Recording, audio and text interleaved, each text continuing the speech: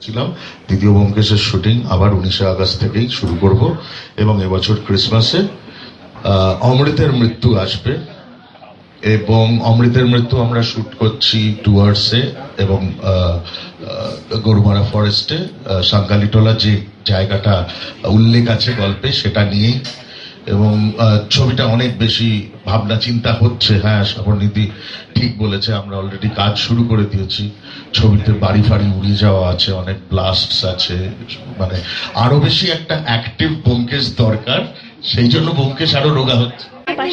ব্যোমকেশের following একটা অন্য লেভেলে যাবে এবং যারা ছবি দেখতে পারেনি যে কোনো কারণের জন্য I think it's a very good opportunity এবং ডিভিডি লঞ্চ মানে বাড়িতে ডিভিডি পৌঁছে যাবে। সো আই থিঙ্ক যারা দেখেন তাদের জন্য কিন্তু খুব ভালো সুযোগ।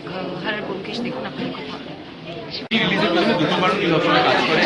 অনেক মানুষ আছেন যাদের কাছে আমরা বড় পর্দায় পৌঁছতে পারি না, কারণ তারা হয়তো যে জায়গায় থাকেন সেটা কলকাতা শহরের বাইরে হতে পারে, পশ্চিমবঙ্গের বাইরে হতে পারে বা দেশের বাইরে হতে পারে, সেখানে হয়তো বড় পর্দায় হারার ব্যোমকেশ রিলিজ করে। তাদের কাছে ডিভিডিটাই মানে ছবি দেখার সব থেকে ভালো অফিসিয়াল উপায়। তারা প্রথম দিন থেকেই অপেক্ষা করে থাকেন যে ছবি রিলিজ হয়ে গেছে, এবার কবে ডিভিডি আসবে। 1 নম্বর 2 নম্বর অনেকে আছেন যাদের ছবি ভীষণ পছন্দ হয়েছে, হারার ব্যোমকেশ খুব ভালো লেগেছে, তারা কালেকশনে রাখতে চায়। এবং আমাদের আজকের দিনটা একদম অ্যাপ্রোপ্রিয়েট দিন, কারণ আজকে আমাদের পরিচালকের জন্মদিন, সেই দিনে ডিভিডি আসছে। So every happy.